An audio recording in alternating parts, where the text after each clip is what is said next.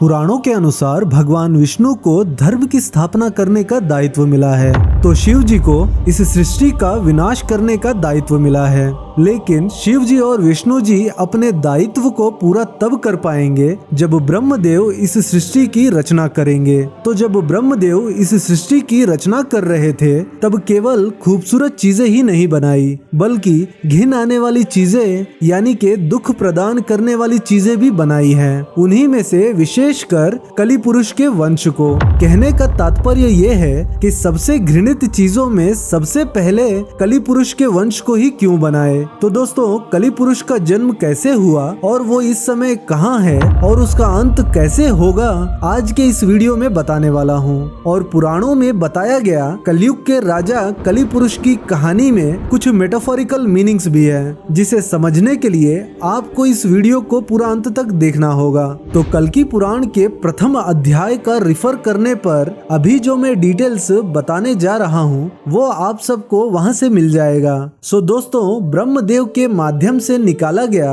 हर एक तत्व का कोई न कोई आकार जरूर होता है। ऐसे ही एक बार जब प्रलय काल व्यतीत हो गया तब ब्रह्मदेव ने अपने पीठ से घोर मलिन पातक को उत्पन्न किया। उसी पातक से जन्म हुआ अधर्म का। उस अधर्म का विवाह मिथ्या से हुआ, तो मिथ्या का अर्थ है असत्य। तो अब अधर्म और मिथ्या के संयोग से एक अति तेजस्वी महाक्रोधी पुत्र और एक पुत्री का जन्म हुआ, जिनका नाम दंभ और माया था। दंभ का अर्थ है अहंकार, जो काफी बलशाली है और वो हमेशा क्रोध की अग्नि में डूबा रहता है। और माया का अर्थ है इल्यूजन और चीटिंग। फिर इन दोनों के संयोग से जन्म हुआ लोभ और निकृति का। लोभ का अर्थ है लालच और निकृति का अर्थ है धोखा देना।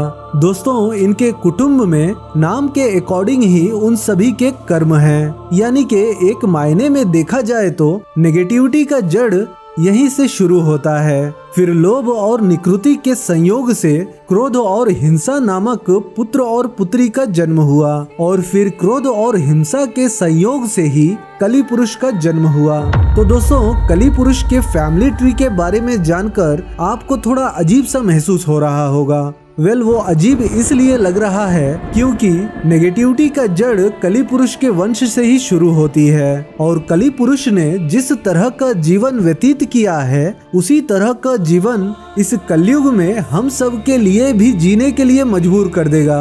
वैसे तो दोस्तों, चारों युगों में कलयुग का समय सबसे छोटा परंतु सबसे भयंकर बताया गया है। कलयुग ही सभी युगों में सबसे दुखदायक युग है। दोस्तों, माना जाता है कि भगवान श्री कृष्ण के देह त्यागने के बाद कलयुग की शुरुआत हुई, और राजा परीक्षित के कार्यकाल के अंतिम दिनों में जब कलयुग के राजा कली पुरुष का इस पृथ्वी पर आगमन हुआ तब राजा परीक्षित ने उन्हें 5 जगहों के नाम देकर वहां कली पुरुष को रहने की आज्ञा दी। उन 5 जगहों के नाम हैं जुआ, शराब जहां वैश्यों का गमन होता हो, जीव हिंसा और सोना।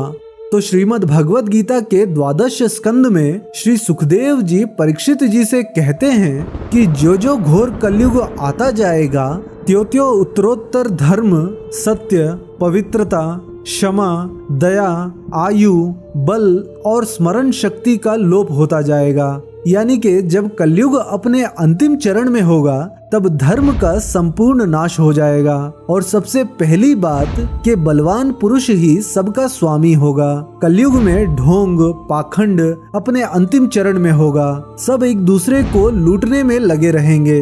कलयुग में समाज हिंसक हो जाएगा, मानवता नष्ट हो जाएगी, रिश्ते नाते खत्म हो जाएंगे। एक भाई अपने ही भाई का शत्रु बन जाएगा। पिता पुत्र का और पुत्र पिता का वध करने में तनिक भी संकोच नहीं करेगा। अपनी प्रशंसा के लिए लोग बड़ी बड़ी बातें बनाएंगे और ऐसे लोगों की समाज में कोई निंदा भी नहीं करेगा। दोस्तों इन सब बातों को सुनकर ऐसा लगता है कि मानो वर्तमान की बातें ही लिखी गई है, और जब कलयुग अपने अंतिम चरण में होगा तब कलयुग का राजा कली पुरुष इस पृथ्वी पर अपना भौतिक रूप प्रकट करेगा। दोस्तों उस समय हमारी पृथ्वी पर केवल एक राजा होगा और वही कली पुरुष होगा, जिसका अंत करने के लिए और धर्म की स्थापना करने के लिए भगवान विष्णु को इस धरती पर अपना आखिरी अवतार लेना होगा और उन्हें ही कल्कि के नाम से जाना जाएगा। और तब भगवान विष्णु के कल्कि अवतार की सहायता करने के लिए 7 चिरंजीवी प्रकट होंगे। इन 7 चिरंजीवियों में मुख्य भूमिका निभाने वाले हनुमान जी और परशुराम जी होंगे, जिसमें परशुराम जी कल्कि के गुरु होंगे और हनुमान जी जैसा राम भक्त अभी तक जिस भी युद्ध में उतरे हैं वो युद्ध लड़ने से पहले ही जीत निश्चित हो जाता है और इस युद्ध में कल्कि के हाथों कली पुरुष का अंत होगा और फिर इसके बाद प्राकृतिक प्रलय जैसी घटनाएं भी घटेगी, जिसके बाद कलयुग का समय समाप्त होकर सतयुग का समय आरंभ होगा। लेकिन दोस्तों कलयुग के अंत के युद्ध का जो मंजर होगा वो बड़ा भयानक होगा। करोड़ों की संख्या में लोग इस युद्ध में भी मारे जाएंगे। तो दोस्तों ये था कलयुग के राजा कली पुरुष की कहानी, जिसका अंत करने के लिए भगवान विष्णु को अपना आखिरी अवतार कल्कि के रूप में इस पृथ्वी लोक पर लेना होगा। तो दोस्तों आशा करता हूँ ये जानकारी आप सबको पसंद आई होगी। अगर मेरा एक्सप्लेनेशन आप सबको पसंद आया हो तो इस वीडियो को लाइक करके अपने दोस्तों में जरूर शेयर करें। जय श्री हरि विष्णु, जय हिंद।